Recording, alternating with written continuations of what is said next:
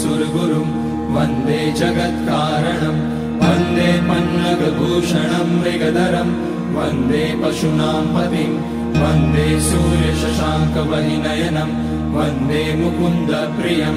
वन्दे भक्तजनाश्रयं च वरदं वन्दे शिवं शङ्करम् ॐ मृत्युञ्जयाय रुद्राय नीलकण्ठाय शम्भवे अमृतेशाय शर्वाय महादेवाय ते नमः। नमस्तेऽस्तु भगवन् विश्वेश्वराय महादेवाय त्र्यम्बकाय त्रिपुरान्तकाय त्रिकाग्निकालाय कालाग्निरुद्राय नीलकण्ठाय मृत्युञ्जयाय सर्वेश्वराय सदाशिवाय श्रीमान् महादेवाय नमः। ॐ नमः शम्भवाय च मयोभवाय च नमः शङ्कराय च मयस्कराय च नमः शिवाय च शिवतराय च ॐ त्र्यम्बकं यजामहे सुगन्धिं पुष्टिवर्धनम् उर्वारुकमिव बन्धनान् मृत्योर्मुक्ष्यमामृतात् नागेन्द्रहाराय त्रिलोचनाय भस्माङ्गराय महेश्वराय नित्याय शुद्धाय दिगम्बराय तस्मै नकाराय नमः शिवाय मन्दाकिनी सलिलचन्दनचर्चिताय नन्दीश्वर प्रमथनाथ महेश्वराय मन्दारपुष्य बहुपुष्य सुपूजिताय तस्मै मकाराय नमः शिवाय शिवाय गौरीवदनाब्जवृन्द सूर्याय दक्षाध्वरनाशकाय श्रीनीलकण्ठाय वृषध्वजाय तस्मै शिकाराय नमः शिवाय वसिष्ठकुम्भोद्भगौतमार्य मुनीन्द्रदेवार्चितशेखराय चन्द्रार्कवैश्वानरलोचनाय तस्मै वकाराय नमः शिवाय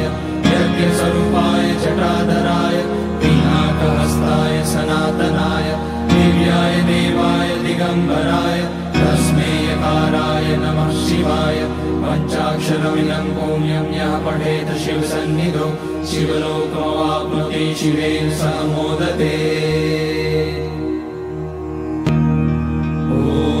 वन्दे देवोमापतिं सुरगुरुं वन्दे जगत्कारणं वन्दे पन्नगभूषणं मृगधरं वन्दे पशूनां पतिं वन्दे सूर्यशशाङ्कवहिनयनं वन्दे मुकुन्दप्रियं वन्दे भक्तजनाश्रयं च वरदं वन्दे शिवं शङ्करम् ॐ मृत्युञ्जयाय रुद्राय नीलकण्ठाय शम्भवे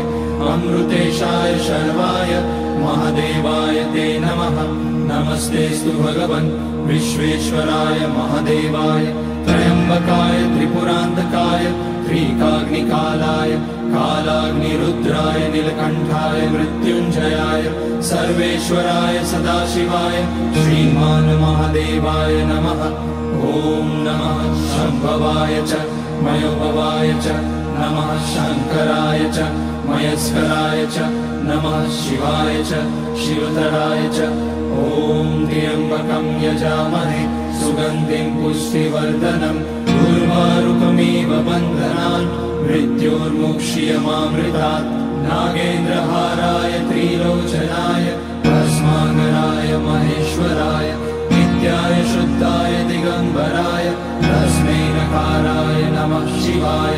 मन्दाकिनी सलिलचन्दनचर्चिताय नन्दीश्वर प्रमथनाथ महेश्वराय मन्दारपुष्य बहुपुष्य सुपूजिताय तस्मै मकाराय नमः शिवाय शिवाय गौरीवदनाब्जवृन्द सूर्याय दक्षाध्वरनाशकाय श्रीनीलकण्ठाय वृषध्वजाय तस्मै शिकाराय नमः शिवाय वसिष्ठकुम्भोद्भगौतमार्य मुनीन्द्रदेवार्चितशेखराय चन्द्रार्कवैश्वानरलोचनाय तस्मै वकाराय नमः शिवाय यज्ञस्वरूपाय जटाधराय पिनाकहस्ताय सनातनाय दिव्याय देवाय दिगम्बराय तस्मै यकाराय नमः शिवाय पञ्चाक्षरमिदं पुण्यं यः पठेत शिवसन्निधौ शिवलोकमवाप्नोति शिवेन सह मोदते। ॐ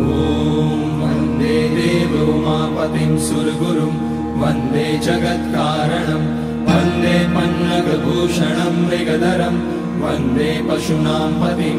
वन्दे सूर्यशशाङ्कवहिनयनं वन्दे मुकुन्दप्रियम् वन्दे भक्तजनाश्रयं च वरदम् वन्दे शिवं शङ्करम् ॐ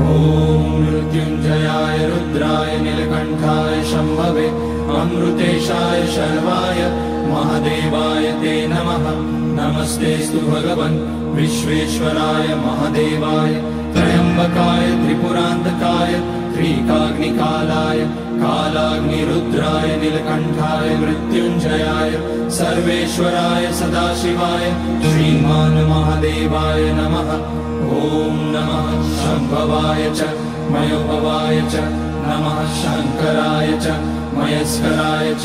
नमः शिवाय च शिवतराय च ॐ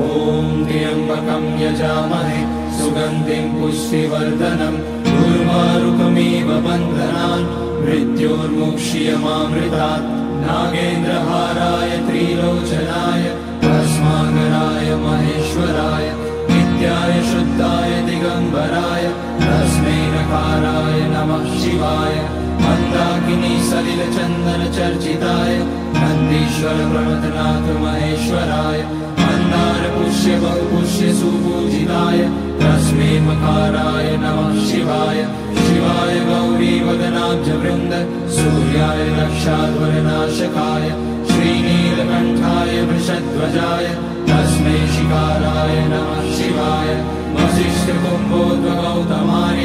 मुनीन्द्रदेवार्चितशेखराय चन्द्रार्कवैश्वानरलोचनाय तस्मै वकाराय नमः शिवाय यज्ञस्वरूपाय जटाधराय पिनाकहस्ताय सनातनाय दिव्याय देवाय दिगम्बराय तस्मै यकाराय नमः शिवाय पञ्चाक्षरमिदं पुण्यं यः पठेत शिवसन्निधौ शिवलोकमवाप्नोति शिवेन सह मोदते।